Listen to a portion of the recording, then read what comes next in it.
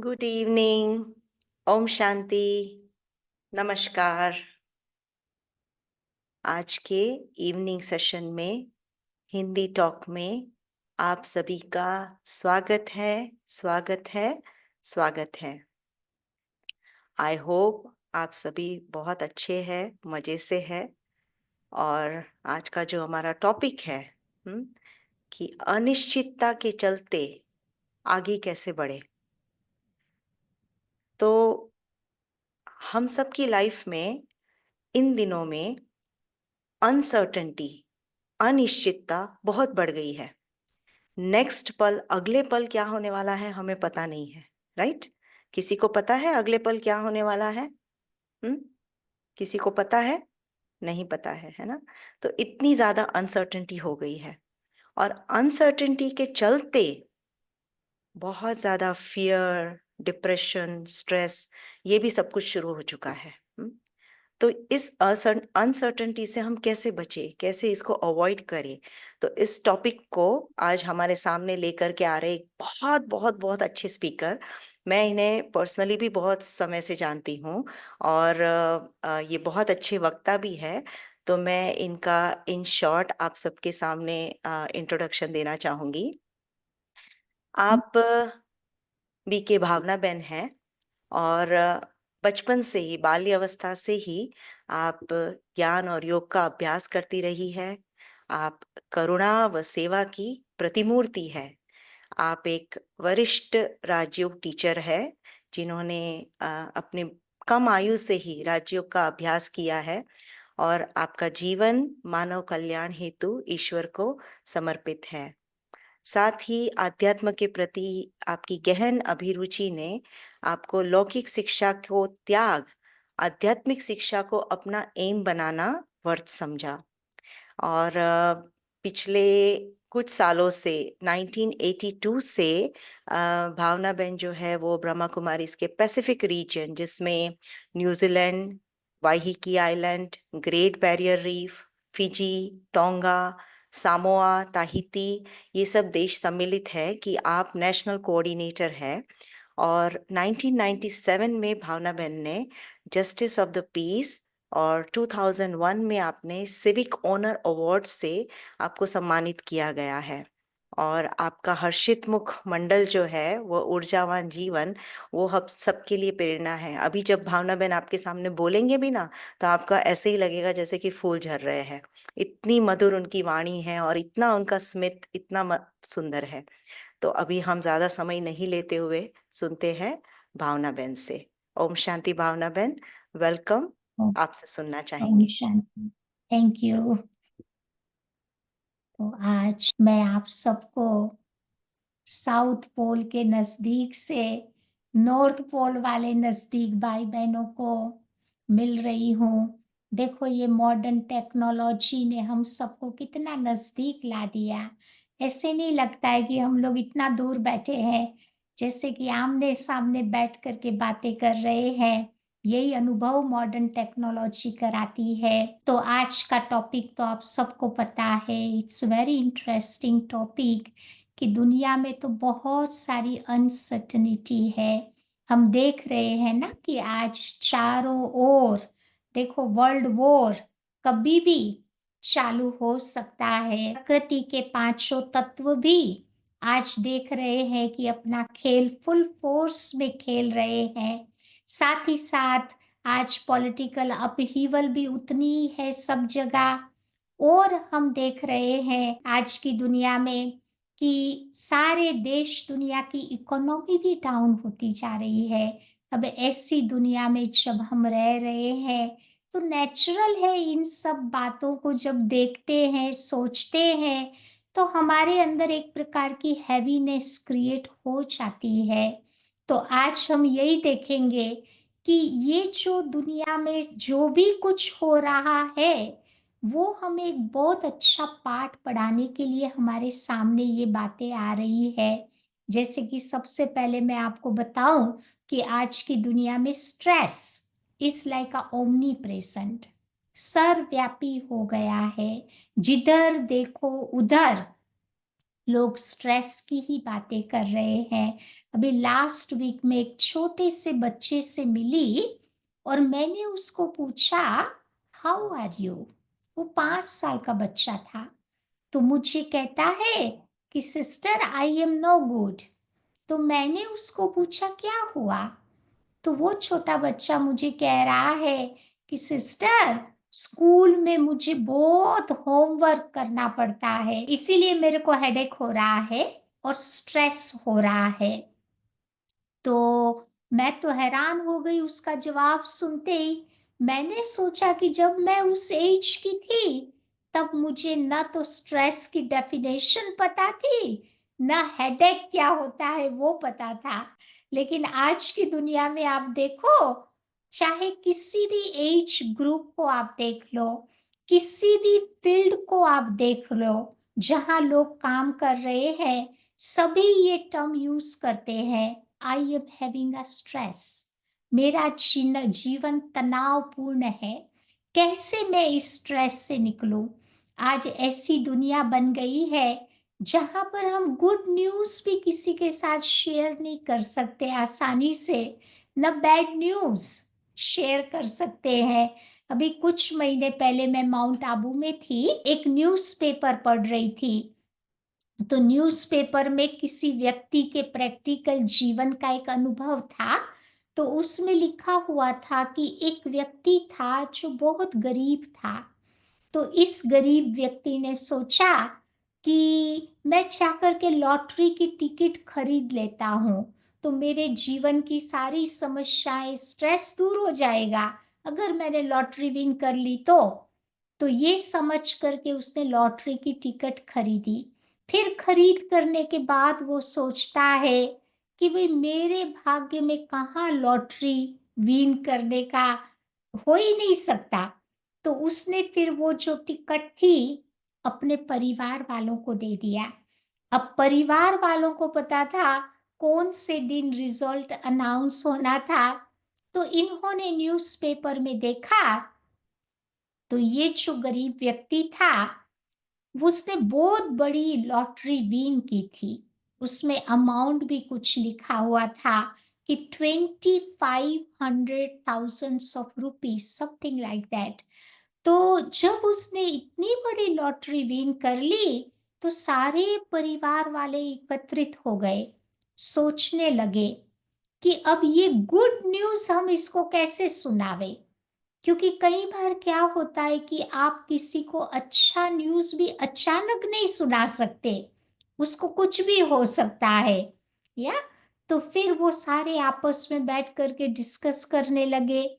तो सबको थोड़ा थोड़ा स्ट्रेस हो गया कि भाई ये नया अच्छा न्यूज़ भी हम नहीं बता सकते हैं। तो उसमें से एक व्यक्ति थोड़ा सेंसिबल था, तो उसने फैमिली को बोला कि हम लोग ऐसे करते हैं कि अपने फैमिली डॉक्टर का कांटेक्ट करते हैं और फैमिली डॉक्टर इसको ये गुड न्यूज़ पास करेगा इस व्यक्ति को। तो सब एग्री हो गए।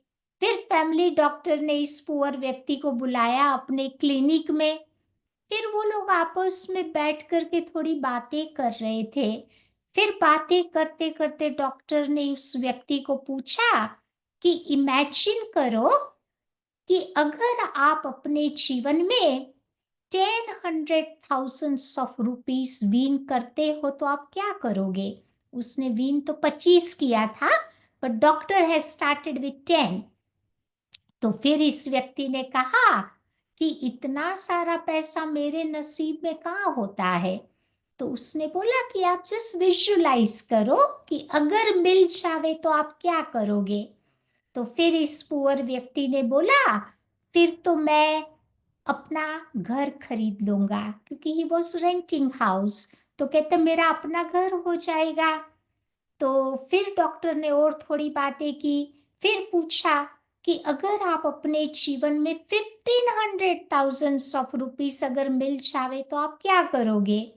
तो फिर इस व्यक्ति ने बोला कि भाई मैं अपनी कार खरीद लूंगा और अपने घर में थोड़े सुंदर सा फर्नीचर मैं बना दूंगा। फिर ऐसे करते करते तीसरी बारी जब डॉक्टर ने इसको बोला कि इमेजिन करो कि अगर आप अपने जीवन में 2500 ऑफ रुपीज अगर मिल जाते हैं तो आप क्या करोगे?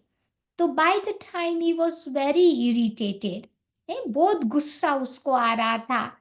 और हम सबको मालूम है गुस्से में लोग कोई राइट बात नहीं सोच सकते।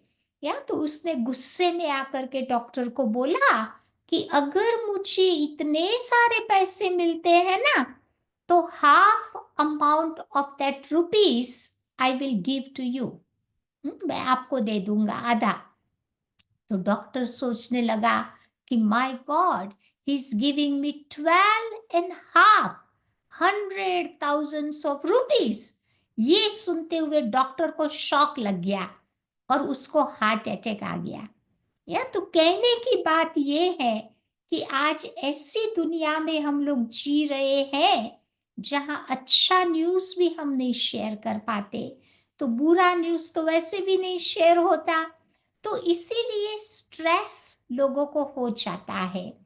तो कहते हैं ना कि स्ट्रेस को एक बार जान लिया, when you know the stress, understand the stress, then you won't have stress, no stress, फिर वो नहीं हो सकता। तो स्ट्रेस को दूर करने के लिए एक सुंदर युक्ति भगवान हम बच्चों को बताते हैं, वो है फ्लेक्सिबिलिटी। फ्लेक्सिबल बन करके रहना। जब हम अपने जीवन में फ्लेक्सिबल होते हैं, according to the people, according to the time, according to the situation, according to the culture, जब हम अपने आप को मोल्ड कर देते हैं, तो मोल्ड करने वाला ही समझो रियल गोल्ड बन जाता है। तो एक तो फ्लेक्सिबिलिटी चाहिए और साथ ही साथ हमारे जीवन में बैलेंस चाहिए, balance between two opposite qualities. जैसे स्केल आप देखो, एक्यूरेट हमें बताता है, तो उस प्रकार से हमारे जीवन में हमको लविंग भी बनना है, साथ ही साथ डिटैच भी रहना है, हमें ह्यूमरस भी बनना है, साथ ही साथ हमारे जीवन में मैच्योरिटी भी चाहिए, हमें अपने जीवन में लाइट भी रहना है, साथ ही साथ अनशेकेबल भी रहना है, लव भी चाहिए, लव भी चाहिए। This is the balance. तो ऐसा बैलेंस लाइफ होता है तो हमें अपने जीवन में बहुत सारी ब्लेसिंग्स मिल जाएगी और छोटी छोटी बातों का स्ट्रेस हमें नहीं होगा।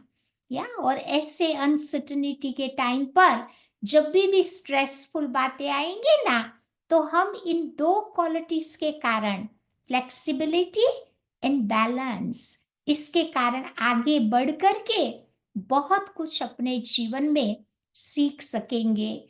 फिर दूसरी बात है कि प्रेजेंट टाइम लोगों के अंदर बहुत सारा डर भी है। देखो आज की दुनिया में सबसे बड़े से बड़ा डर कौन सा है? कि भी अचानक कुछ नहीं हो जावे, unknown things happening in their life, उसका उनको डर रहता है।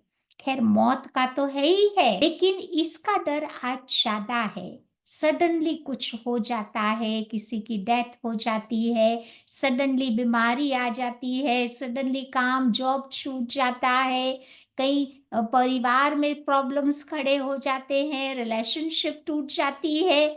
तो ये जो डर अंदर में भरा हुआ है, वो डर हमें आगे नहीं बढ़ने देता है? देखो जो फियर है ना, उसके दो मीनिंग है। फियर शब्द 4 लेटर्स, अक्षरों का बना हुआ है। तो उसका अर्थ यही होता है कि forget everything and run. You have only 2 choice, forget everything and run, or second choice is face everything and rise। या तो भाग जाओ या तो फिर खड़े हो जाओ और अपनी उन्नति करो।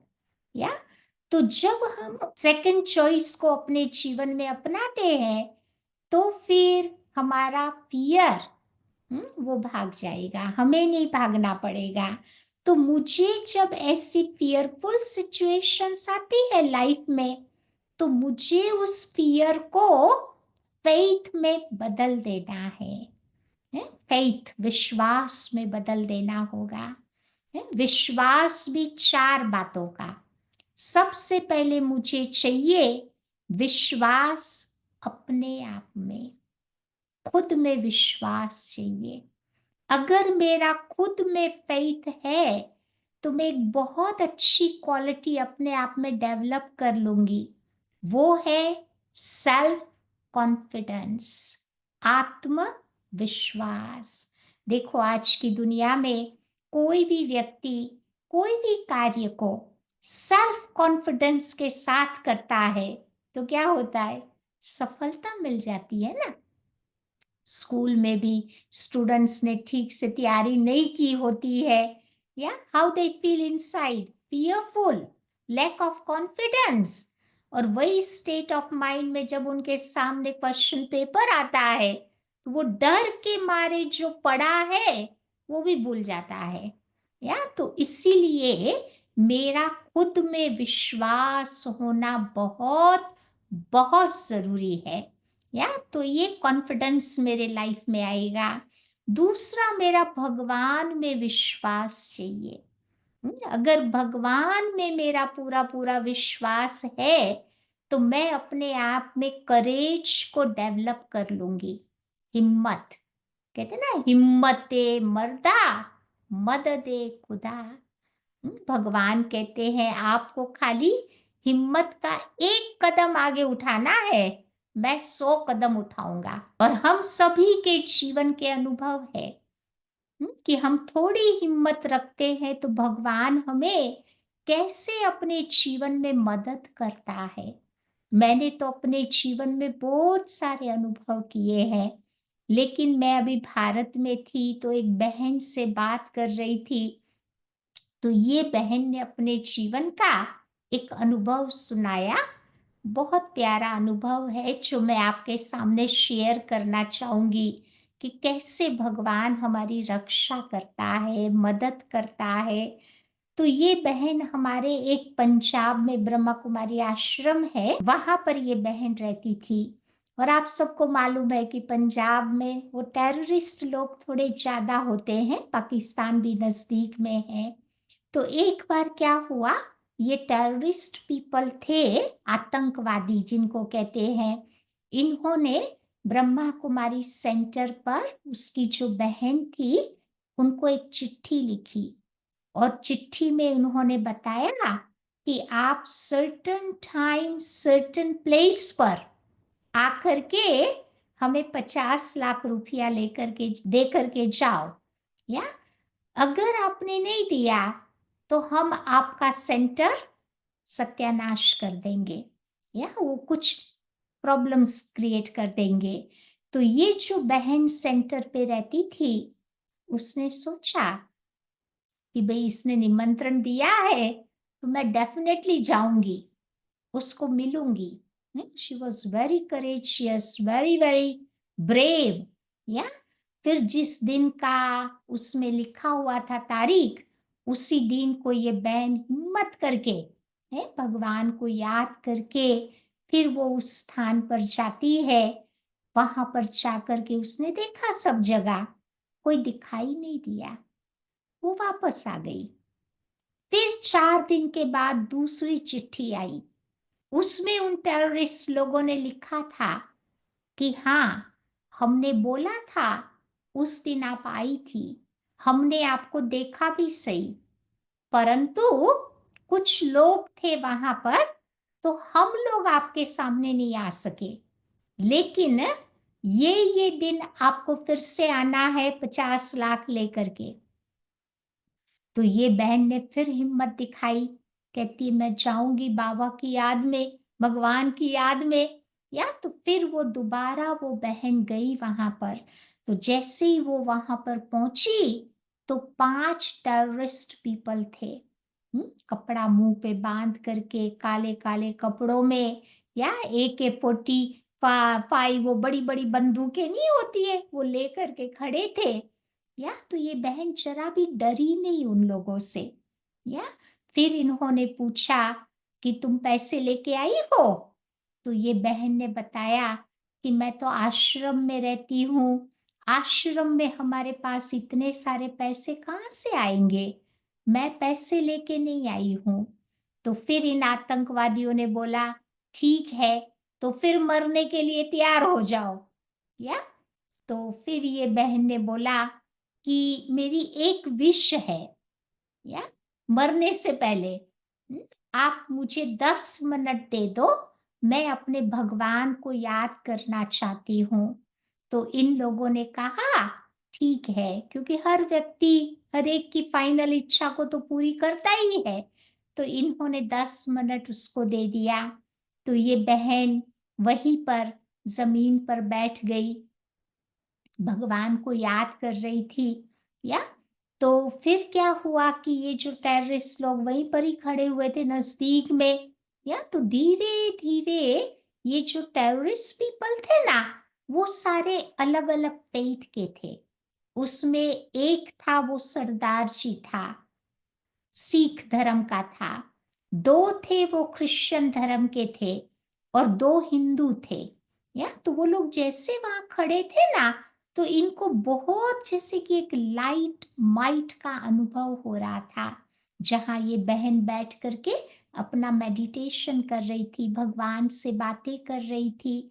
फिर धीरे धीरे वो जो सिख धर्म का जो था है, तो उसने वो बहन की साइड में देखा कि ये लाइट कहाँ से आ रही है। जैसे उसने उधर देखा, तो उसको वो बहन नहीं दिखाई दे रही थी, उसको अपने गुरु नानक, अपने प्रॉफिट का उसको साक्षात्कार हुआ। वो क्रिश्चियन भाइयों ने भी जब उस साइड पे देखा, तो इनको जीसस क्राइस्ट का साक्षात्कार उस लाइट में हो रहा था। और वो जो दो हिंदू थे, उनको देवी माता का साक्षात्कार हो रहा था। या तो इतने में 10 मिनट पूरे हो गए। फिर आप देखो, दुनिया की कौन व्यक्ति अपने प्रॉफिट का खून करने के लिए तैयार हो सकती है? कोई नहीं होगा। या तो फिर वो पांचों ही टेररिस्ट थे, वो बहन के चरणों में गिर गए। या देवी माँ कहते कहते उसको फ्री कर दिया। फिर ये बहन वापस अपने आश्रम में आ गई। तो अब देखो, ये मदद करने वाला कौन था? भगवान ही तो था ना। भगवान ने ही तो उनको ऐसा साक्षात्कार करवाया। या तो ये बात है कि जब हम हिम्मत रखते हैं ना, तो ऐसे भगवान की निरंतर मदद का अनुभव आत्मा करती है। तीसरी बात, अपने परिवार के लोगों में भी हमें फेथ रखना है, तो हमें उनका सहयोग मिलेगा, उनकी मदद मिलेगी। और चौथी बात है, परिस्थितियों पर भी विश्वास रखें, तो हम अपने जीवन में पावरफुल बन जाएंगे।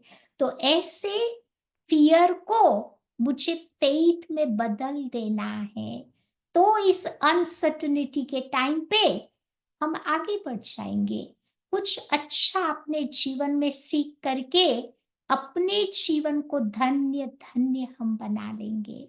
या फिर तीसरी बात मैं सोच रही थी कि कई बार हमारे सामने बहुत बीटर सिचुएशंस आती है, बहुत स्ट्रॉन्ग, कि चलो वो न तो किसको कही जाती है, न तो वो बातें सही जाती है। या तो उस समय हम क्या करें? तो भगवान हम बच्चों को बहुत अच्छी युक्ति बताते हैं कि ऐसे टाइम पर मुझे पॉजिटिव बन करके रहना है। It's bit hard, difficult, but आप देखोगे कि वो परिस्थितियां हमको कुछ अच्छा लेसन पढ़ाने के लिए आती है। वो परिस्थितियां हमको आगे बढ़ाने के लिए आती है। जैसे समुद्र में भी आपने देखा है ना, जो सर्फर्स होते हैं ना, वो वेट करते हैं कि कब बड़ी बड़ी लहरें आवे और मैं आगे बढ़ जाऊं। या फिर आपने देखा होगा कि ये जो बड़ी बड़ी समस्याएं होती है, वो आती है हमें इंटरनली स्ट्रांग, पावरफुल बनाने के लिए। यही समस्याएं आती है हमें अनुभवी मूर्त बनाने के लिए। एक बार आपने अपने जीवन में उसका अनुभव कर लिया, तो फिर आप किसी को गाइड करोगे, कैसे गाइड करेंगे? जो बातें उसको बताओगे वो दिल से निकलेगी। और कहते हैं ना कि दिल से निकली हुई बातें दिलों को टच करती है, दिमाग से निकली हुई बातें थोड़े दिन में भूल जाएगी। या तो इसीलिए ये बातें मुझे अनुभवी मूर्त बनाने के लिए आती है, हमारे भले के लिए ये बातें आ रही है। अगर ये लेसन मैंने सीख लिया, तो फिर ये चैलेंजिंग टाइम में हम बहुत कुछ करके, कमाल करके अपने जीवन को आगे बढ़ा लेंगे। मैं आपको एक छोटी सी एक कहानी बताती हूँ कि एक बार क्या हुआ था कि एक राजा था और उसका प्रधान है, दोनों में बहुत अच्छी फ्रेंडशिप थी, हमेशा दोनों साथ ही साथ रहते थे। एक बार राजा को दिल हुई जंगल में शिकार करने की। या तो जैसे वो जंगल में गया, तो ऑफ कोर्स उसका प्रधान हमेशा उसके साथ रहता था, वो भी साथ में गया।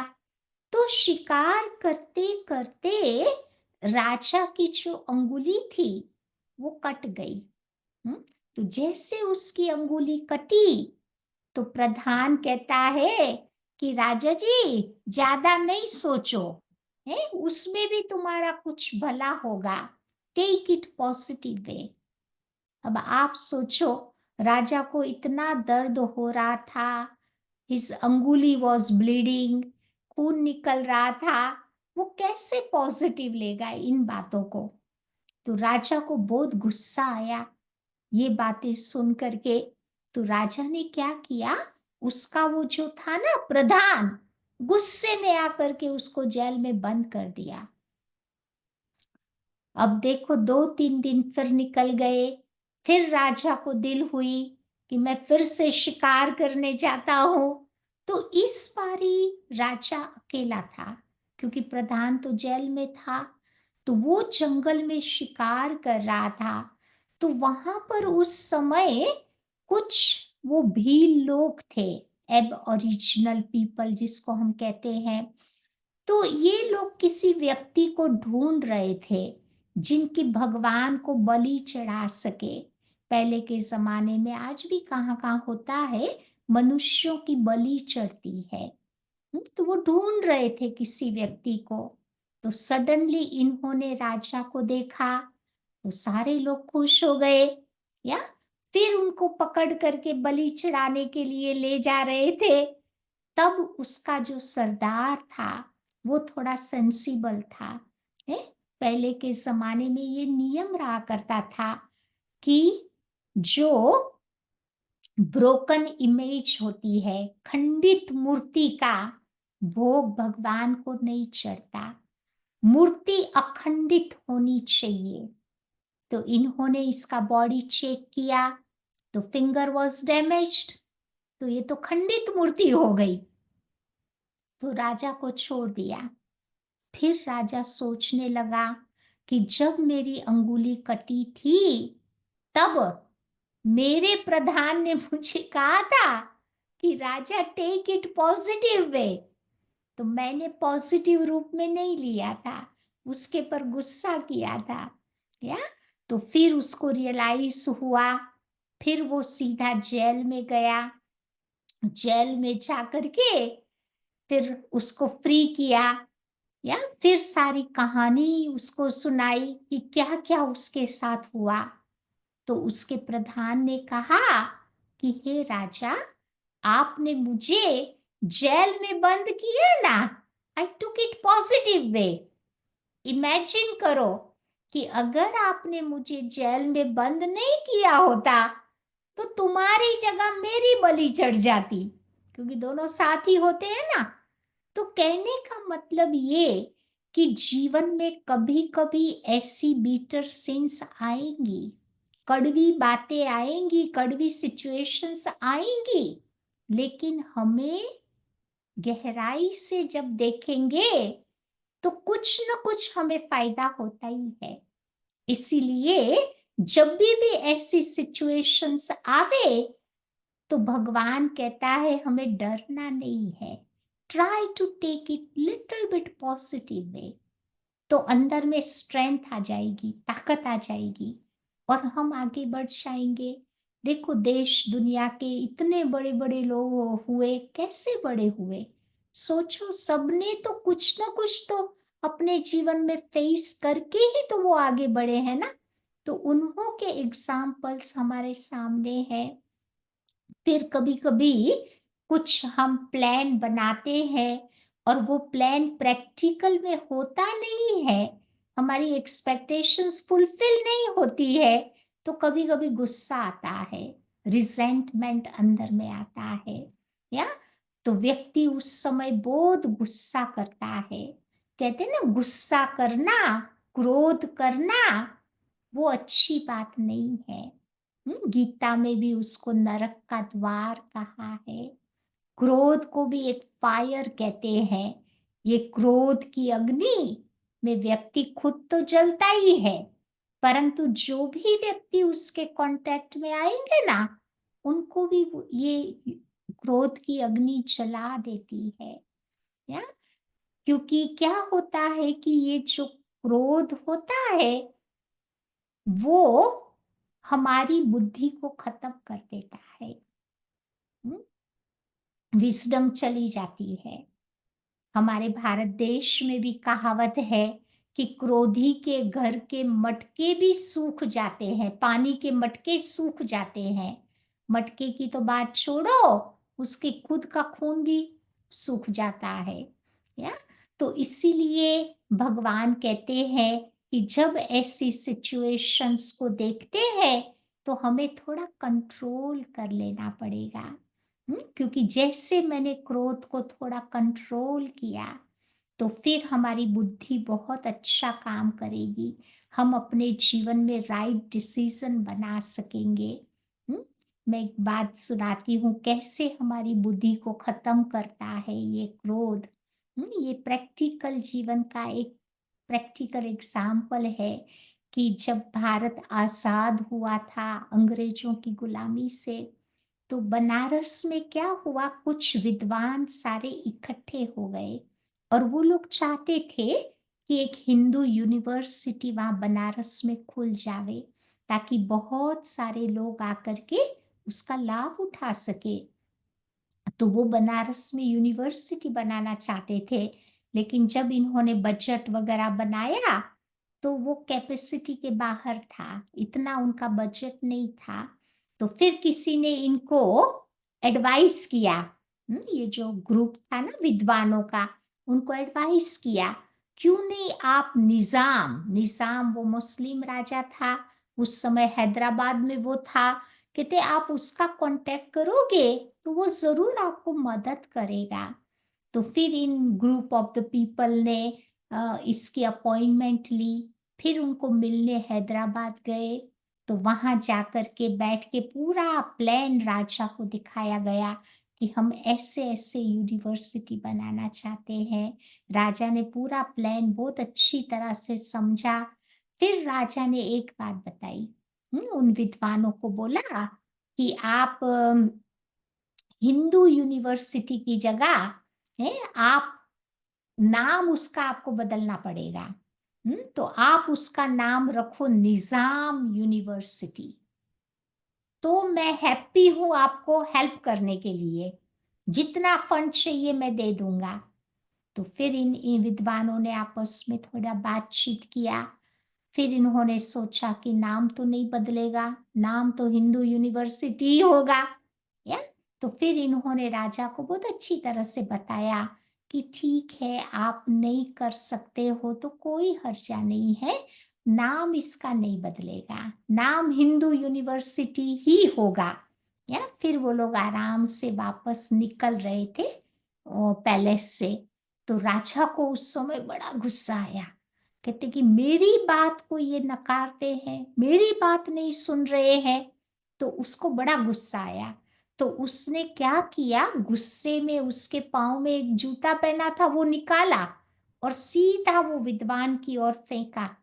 तो उसका जो मेन लीडर था, उसको वो जूता लगा भी सही, उसको भी गुस्सा आया, लेकिन उसने क्या किया, अपने गुस्से को कंट्रोल किया। जैसे ही वो गुस्से को कंट्रोल किया, उसकी बुद्धि ने काम करना शुरू कर दिया। या फिर उसने क्या किया, वो जो राजा ने जो जूते से उसको टक्कर मारी, उसी जूते को ही उसने अपने हाथ में उठा लिया और वापस वो लोग बनारस आ गए, वो जूता, एक जूता लेकर के। फिर इन्होंने क्या किया, बनारस में आकर के ऑक्शन किया, डिसाइड किया उस जूते का ऑक्शन होगा, ये राजा का जूता है, ऑर्डिनरी जूता नहीं था। खूब पब्लिसिटी की, राजा को भी पता चला कि अरे मेरे जूते का ऑक्शन हो रहा है। तो उसने अपने सेक्रेटरी को भेजा, बोला जो कीमत चाहिए तुम दे दो, लेकिन मेरा जूता वो वापस आना चाहिए, मेरा शू तुम ले करके आओ। तो ये सेक्रेटरी ने बहुत भारी इनकम चुकाई उस ऑक्शन में और राजा का जूता ले लिया।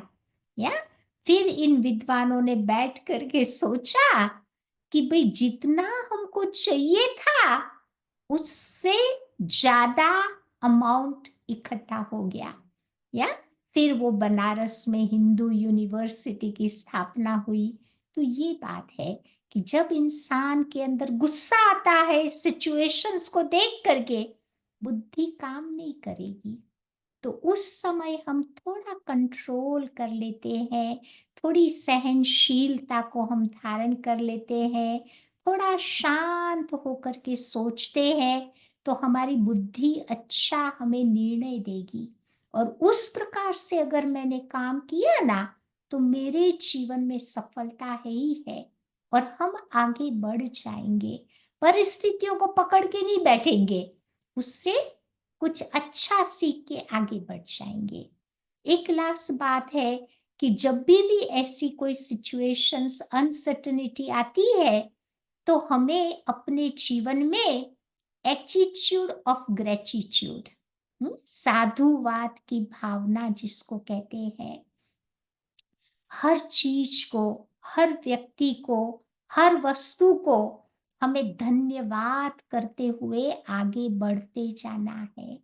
क्योंकि बाहर में अनसर्टनिटी है, अंदर में तो सर्टनिटी है ना, कि भाई मुझे क्या करना है। या तो हमें सबका धन्यवाद करते जाना है। जैसे कि ये जो एटीट्यूड ऑफ ग्रेटिट्यूड में बहुत बहुत हायर वाइब्रेशंस है, इसमें एक प्रकार की पॉजिटिव एनर्जी रहती है और यही पॉजिटिव एनर्जी हमें आगे बढ़ा देती है। इस भावना में, साधुवाद की भावना में आप देखो, there is no question, no comparison, no competition, no expectations, no complaints, only acceptance is there. स्वीकार करने की भावना है, जो बातें आती है स्वीकार करते चले और उससे हम कुछ न कुछ सीखते चले। इसको कहते हैं एटीट्यूड ऑफ ग्रेटिट्यूड। सबसे पहले तो मुझे अपने शरीर को धन्यवाद करे। कभी शरीर की ओर से बातें आती है ना, तो शरीर के पर भी गुस्सा नहीं करना है। यही शरीर से हम अच्छा कार्य कर सकते हैं, यही शरीर से कितनी आत्माओं की सेवा करके उनका श्रेष्ठ जीवन बना सकते हैं। प्रकृति को भी धन्यवाद करें, कितना प्रकृति हमें देती है, उसको भी अपना मित्र बना देवे। तो जब मुझे जरूरत होगी तो मित्र मित्र की रक्षा करेगा। अगर प्रकृति को मैंने अब्यूज किया, प्रकृति के प्रति मेरी नेगेटिव फीलिंग्स रही, तो प्रकृति मुझे जरूरत के समय नहीं मदद करेगी। तो ऐसे सबको धन्यवाद देते हुए चलते चलना है। एक बार क्या हुआ था, किसी व्यक्ति ने मुझे एक बहुत सुंदर कहानी बताई थी और ये जो कहानी थी ना, वो मेरे दिल को बहुत टच कर गई। तो मैंने सोचा कि मैं आपको ये सुनाना चाहती हूँ, क्योंकि ये धन्यवाद वाली ही कहानी है कि कैसे भगवान का शुक्राना करना है हर बात में, हर सिचुएशन में, हर चीज जो मेरे सामने आ रही है, सब में शुक्राना का भाव हो, साधुवाद की फीलिंग हो, एटीट्यूड ऑफ ग्रेटिट्यूड हो। है तो उसमें बताया था कि एक बार क्या हुआ, एक पक्षी था, वो रेगिस्तान में रहता था, जिस कारण वो बहुत बीमार था। उसके पंख भी ठीक से काम नहीं कर रहे थे, उसके पास खाने पीने के लिए भी कुछ उतना नहीं था, न प्रॉपर शेल्टर था। तो एक दिन क्या हुआ, एक पिजियन, कबूतर वहां से गुजर रहा था। तो इस बीमार पक्षी ने उस कबूतर को रोका और पूछा कि तुम कहाँ जा रहे हो। तो उसने बोला कि भाई मैं तो स्वर्ग में जा रहा हूँ। तो ये बीमार पक्षी ने अपना मैसेज भेजा कि तुम मेरे लिए भगवान से पूछ के आना, ये मैसेज मेरा तुम लेते जाओ कि मेरी लाइफ में कहाँ तक ये दुख पीड़ा सफरिंग है, मैं उससे फ्री होना चाहता हूँ। तो पिजियन ने बोला ठीक है, मैं ले जाऊंगा। तो जैसे ही वो गया, स्वर्ग के द्वार पर पहुंचा, तो वहां देवदूत था। तो देवदूत को उसने बीमार पक्षी का मैसेज सुनाया। तो देवदूत ने देखा अपने चौपड़े में, या फिर उसने बताया कि भाई इसकी लाइफ में तो नेक्स्ट 7 ईयर तक कोई सुख नहीं है, दुख ही दुख है। लेकिन तुम उनको एक बात जरूर बताना, बीमार पक्षी को, कि जो चीज उसके सामने आती है, जो कष्ट सामने आता है, उसको एक बात याद दिलानी है अपने आप को, और बोलना है कि thanks God for this, thanks God, thanks God, भगवान को शुक्रिया अदा करते रहना है। तो उसने वापस रिटर्न जर्नी में इस बीमार पक्षी को देवदूत का ये संदेश सुनाया। या तो फिर उसने भी अपने जीवन में उसने जैसे बताया वैसे वो करता रहा। फिर 8 दिन के बाद ये पिजियन फिर से वो जाने वाला था कहाँ, तो रास्ते में उसने देखा नीचे में कि ये जो बीमार पक्षी था, वो बीमार पक्षी बीमार नहीं था, वो खुशी में डांस कर रहा था, उसकी पांखें भी धीरे धीरे निकल आ रही थी, बाजू में छोटा सा पानी का तालाब भी था, शेल्टर भी उसका बन गया था, थोड़ी कुछ हरियाली भी थी। तो वो तो हैरान हो गया कि इसके जीवन में 7 साल तक नहीं था सुख, ये अचानक इतना हैप्पी कैसे है। तो उसने अपना सवाल देवदूत को पूछा। या तो देवदूत ने बताया कि आपकी बात बिल्कुल सच है, ये पक्षी की जिंदगी में 7 साल तक खुशी नहीं लिखी थी, लेकिन पक्षी क्या करता था, हर परिस्थिति में एक बात याद रखता था और बोलता था कि भगवान तेरा शुक्र है, भगवान का शुक्रिया। तो ये शुक्रिया शुक्रिया करने से उसका पूरा जीवन बदल गया। एक दिन उसको खाना नहीं मिला, तो भी बोला कि भगवान तेरा शुक्र है। एक दिन पानी की प्यास लग रही थी, तभी भी उसने बोला भगवान तेरा शुक्र है। तो ऐसे भगवान का शुक्रिया मनाते मनाते उसके 7 साल 7 दिनों में परिवर्तित हो गए, समाप्त हो गए। तो मैंने जब ये कहानी सुनी, तो मैंने अपने जीवन को महसूस करने, सोचने और स्वीकार करने और देखने के तरीके में एक जबरदस्त बदलाव महसूस किया। या अभी कुछ भी बात आती है तो मैं भी अपने आप को यही याद दिलाती हूँ कि भगवान तेरा शुक्रिया है। तो इससे क्या होता है, मेरे विचार को मेरे जीवन में शिफ्ट करने की एक मेरे को मदद मिल जाती है। या जैसे उदाहरण के तौर पे कभी सिर दर्द करता है, तो मैं सोचती हूँ कि खाली मेरा सिर ही तो दुख रहा है, मेरा पूरा शरीर तो अच्छा है ना, थैंक्स गॉड फॉर दैट। या तो ऐसे भगवान का शुक्रिया करते करते हमारे जीवन की छोटी मोटी जो भी बातें हैं वो धीरे धीरे बड़ी बात छोटी हो जाएगी। क्योंकि भगवान की याद में जब हम रहते हैं तो हमें एक ताकत मिल जाती है, शक्ति मिल जाती है। तभी तो भगवान को क्या कहते हैं, एक पावरफुल बैटरी है, पावरफुल जनरेटर। उस परमात्मा को जब हम याद करते हैं, मेरी आत्मा रूपी बैटरी उसके साथ कनेक्ट होती है, तो अंदर में एक पॉजिटिव एनर्जी आ जाती है। और यही पॉजिटिव एनर्जी हमारे जीवन को एकदम अचल, अडोल, स्थिर बना देगी। फिर कैसी भी अनसर्टनिटी है आउटसाइड पर, लेकिन अंदर में सर्टनिटी आ जाती है कि भाई मुझे मेरे जीवन में हैप्पी रहना है, पीसफुल बन करके रहना है, पावरफुल बन करके रहना है।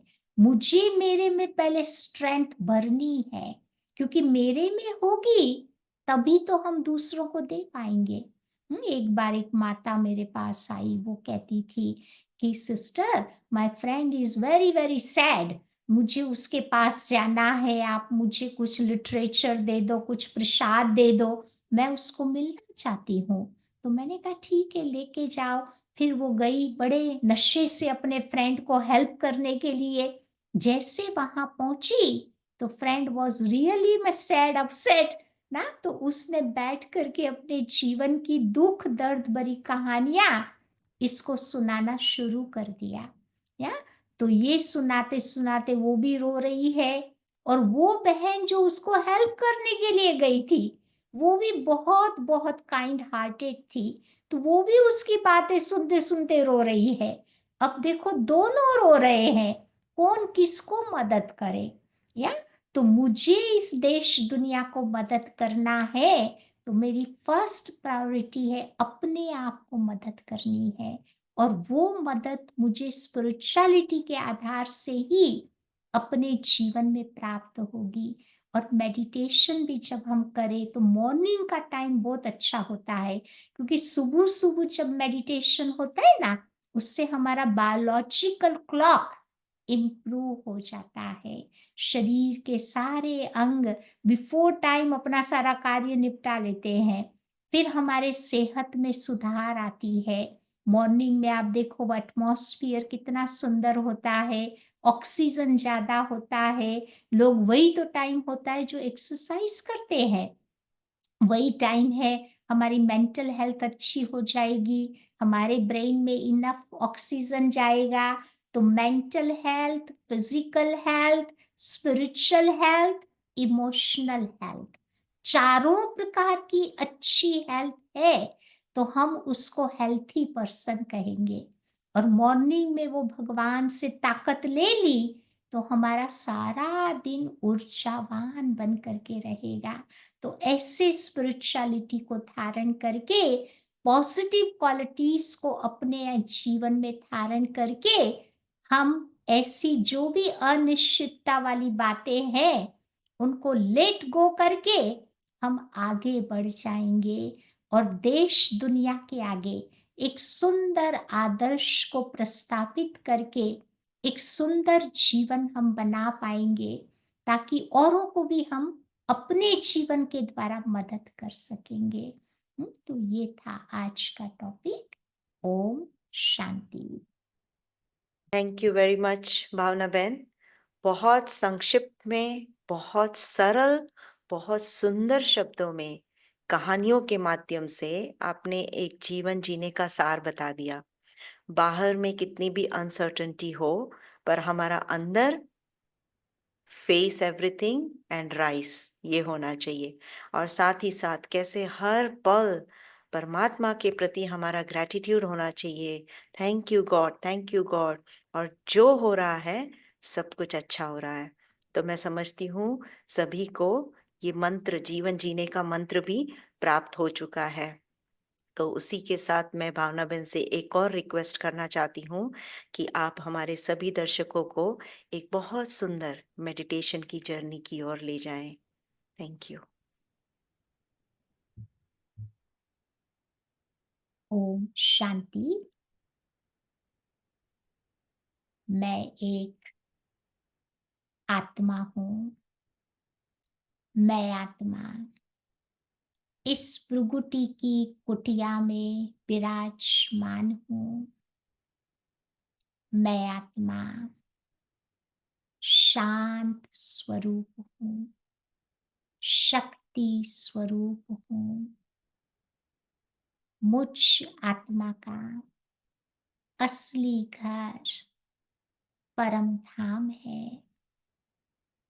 वो परम धाम प्रकृति के पांचों तत्वों से पार, सूर्य, चंद्र, तारागणों से भी पार, उस छठे ब्रह्म मह तत्व में मैं आत्मा विराजमान हूँ। मैं आत्मा इस शांति के घर में शांति की अपार शक्ति का अनुभव कर रही हूँ। चारों ओर शांति शांति शांति का वातावरण है। ऐसी शांति की दुनिया की रहने वाली मैं आत्मा शांत स्वरूप हूँ। मुझ आत्मा के पिता परमात्मा भी इसी दुनिया में विराजमान है। परमात्मा पिता प्रेम के सागर है। मैं आत्मा प्रेम स्वरूप हूँ। पिता परमात्मा सर्वशक्तिवान है। मैं आत्मा शक्ति स्वरूप हूँ। सुख, शांति, प्रेम, पवित्रता मुझ आत्मा के स्वधर्म है। मैं आत्मा शरीर के धर्मों से उपराम होती जा रही हूँ। अपनी आत्मा के स्वधर्म में स्थित होती जा रही हूँ। चारों ही ओर शांति शांति का अनुभव हो रहा है। शांति मेरा स्वधर्म है। शांति मेरे गले का हार है। शांति मेरा अपना गुण है। शांति मेरा कर्म है। ऐसी महान शांति की शक्ति का आत्मा अनुभव कर रही है। ओम शांति।